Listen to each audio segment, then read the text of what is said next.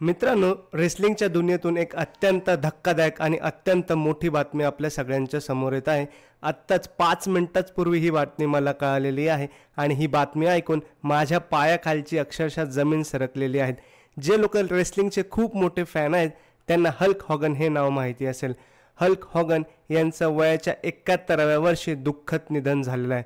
हो मित्रांनो, रेसलिंगच्या दुनियेतील बेताज बादशाह आणि WWEला घराघरात तसेच जगभरात प्रसिद्ध करण्यास ज्या एका व्यक्तीचा हात होता तो व्यक्तीमध्ये हल्क हॉगन, त्याला हॉलिवूड हॉगन देखील म्हणतात. त्याच्याच नावाने हल्कमेनिया नावाचा इव्हेंट चालायचा, तो देखील लोकांना खूप आवडायचा. 2 वर्षापूर्वीच हल्क हॉगन यांनी आपलं 3री लग्नगाठ बांधलेली होती. हल्क हॉगन यांच्या जाण्याने रेसलिंगच्या दुनियेमध्ये एक अत्यंत धक्कादायक असा झटका बसलेला आहे. द रॉक यांच्यापेक्षा जास्त प्रबळ असं त्यांचं माइक स्किल होतं असे रेसलिंगचे जाणकार सांगतात. John Cena, the rock, Roman Reigns, Brock Lesnar हे सर्व लोक हल्क हॉगन यांना आपला आयडल मानत होते. हल्क हॉगन यांच्या जाण्याने रेसलिंगच्या दुनियेमध्ये एक फार मोठी पोकळी निर्माण झालेली आहे.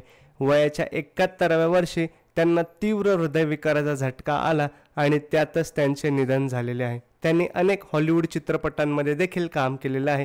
तसेच त्यांची मुलगी ब्रूक हॉगन ही देखील एक हिरोईन आहे. हल्क हॉगन यांनी रेसलिंगमधनं जरी निवृत्ती घेतली असली तरी ते अनेक वेगवेगळ्या प्रमोशनमध्ये जात होते. TNA, WWE, ECW, त्याचप्रमाणे जे लुचा लाईव्ह, त्याचप्रमाणे जे इंडिपेंडंट रेसलिंग आहे त्या ठिकाणी देखील हल्क हॉगन हे जात होते आणि नवीन नवीन रेसलर्स घडवायचे काम करत होते.